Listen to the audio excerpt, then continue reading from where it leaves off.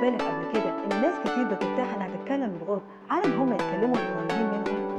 المشكلة إن مع مرور الوقت العلاقات القريبة بتخلي الناس تفترض إن هي عارفة بعض كويس، وعارفة اللي بيتكلم هيقول إيه وبيفكر في إيه حتى من قبل ما يقوله.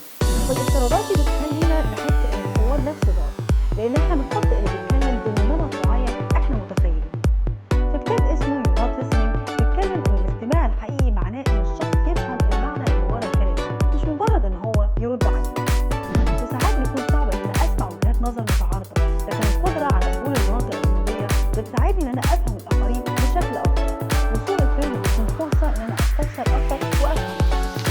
في أوقات بنرد بسرعة علشان نساعد الآخرين، لكن يوم ما هنعرف إحنا عمرنا ما هنكون حل لمشاكلهم، لكن المهم نساعد المتكلم إن هو يفهم أفكاره بنفسه. كتير من الناس بيحبوا إن هم يكونوا مركز التفكير ويتحكموا في سير الحوار، لكن الفكرة إن أنت محتاج تفهم مش بس لما الناس تكون بتتكلم، لكن لما أنت كمان تكون بتتكلم. ما تتوقعش إن الناس قادرة على طول